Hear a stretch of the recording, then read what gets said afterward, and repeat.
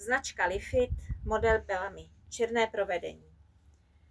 Obuv je ve stylu barefootové obuvy, v přední části vidíme dostatečně širokou, navíc špička je celá vyměkčená, takže obuv je vhodná pro halukse i kladívkové prsty.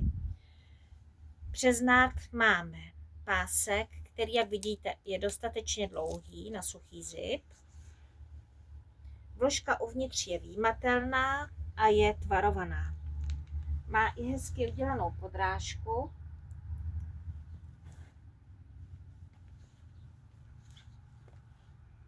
Obuv je vyměkčená a pohodlná.